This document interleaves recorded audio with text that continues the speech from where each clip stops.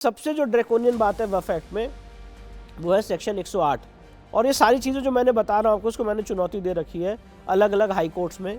और 108 में ये सिस्टम था कि जब पाकिस्तान और देश का जब बंटवारा हुआ था तो जो लोग हमारे हिंदू भाई पाकिस्तान से भारत आए थे और जो यहाँ से मुस्लिम समाज के लोग यहाँ से पाकिस्तान गए थे, तो ये एक अंडरस्टैंडिंग थी, ये एक कंसेप्ट था कि जो हिंदू भाई वहाँ से विस्थापित होकर आए हैं उनको यहाँ पे वो संपत्ति दी जाएगी और अल्टीमेटली उनको उसकी ओनरशिप दी जाएगी। पर उस समय इमीडिएटली ओनरशिप नहीं दी जा सकती थी, इसलिए एक एक्ट लाया गया था जिसे कहते हैं administration of evacuee property act. Administration of evacuee property act के तहत वो सारी संपत्ति जो यहाँ से मुस्लिम समाज के लोग छोड़ के गए थे पाकिस्तान, जो यहाँ रह रहे थे चले गए थे पाकिस्तान, वो सारी संपत्ति केंद्र सरकार ने अपने अधीन ले ली थी। और ये था कि आगे जो लोग वहाँ पे इस्टेब्लिश हुए हैं उनको हम ओनरशिप राइट्स ट्रांसफ़र कर देंगे। 1984 में राजीव गांधी सरकार ने वक्फ एक्ट 1954 में अमेंडमेंट किया और सेक्शन 66H लाया, H फॉर हिमाचल प्रदेश। और ये सारी संपत्ति जिसमें आज हिंदू भाई रह रहे हैं और किराए दे रहे हैं, पहले किराया 200 रुपये 500 रुपये था तो किसी को फ़र्क नहीं पड़ता था, आज किराया 30,000 रुपये, 1 लाख रुपये, 1.5 लाख रुपये, 2 लाख रुपये हो चुका है। जो लोग वहाँ पे रह रहे थे, जो ये उम्मीद कर रहे थे कि इस संपत्ति के हम मालिक बनेंगे क्योंकि हम वहाँ से विस्थापित होकर आए हैं, वो सारी संपत्ति administration of evacuee property act को ताक पे रखते हुए राजीव गांधी सरकार ने 1984 में वक्फ बोर्ड को दे दी by virtue of section 66H। और आज की इस वक्फ एक्ट 1995 में वो प्रोविजन है सेक्शन 108। ये सारी चीज़ें हम लोगों के नाक के नीचे हुई, किसी को पता ही नहीं चला। पंजाब हरियाणा में बहुत बड़ी समस्या है, वहाँ पे जो हिंदू भाई हैं जो वहाँ से विस्थापित होकर आए थे, आज जो इन संपत्तियों पे रह रहे हैं, जो पहले बहुत ही मीगर रेंट देते थे 200 रुपये 500 रुपये 1000 रुपये, आज भारी रेंट दे रहे हैं, लाख रुपए 50,000 रुपये रेंट कर दिया गया। और ये सारा जो पैसा आता है, ये सारी चीज़ें यूज़ की जाती हैं अलग अलग कार्यों के लिए।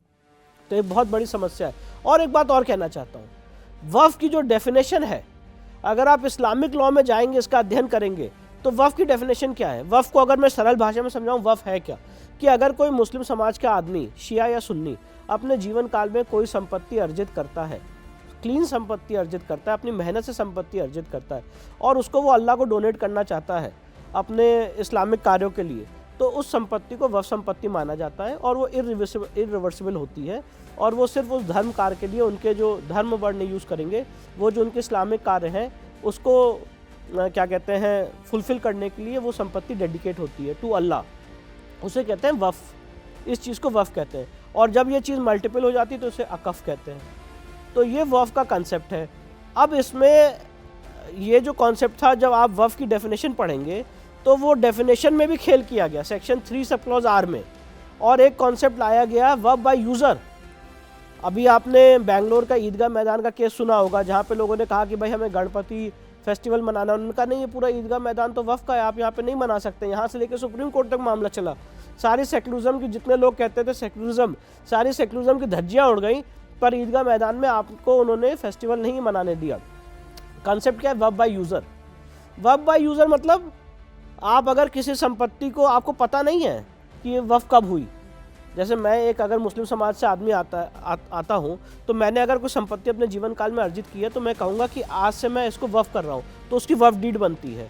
और होता है कि फला फला आदमी ने आज इसको अल्लाह को डेडिकेट किया, डोनेट किया, और आज से संपत्ति वक्फ की हो गई, इसकी वक्फ डीड बनती है। अब बहुत सी ऐसी संपत्ति हैं जिसमें जबरन कब्जा करके बैठे हैं, वक्फ डीड है नहीं, तो उसके लिए क्या कॉन्सेप्ट लाया गया है? वक्फ बाय यूज़र, कि पिछले 100 साल से, 500 साल से, 50 साल से, 20 साल से, उसमें साल भी नहीं मेंशन है, हम बस इस संपत्ति को वक्फ के रूप में यूज़ कर रहे हैं। तो अगर कहीं इलीगल मज़ार बना ली है, कहीं जबरन कब्जा कर लिया है, तो कहेंगे, आप कहेंगे ये वक्फ कब हुई बताइए, तो कहेंगे हमारे पास वक्फ नहीं, ये वक्फ बाय यूज़र है, और इसको भी लीगल मान्यता दी गई है।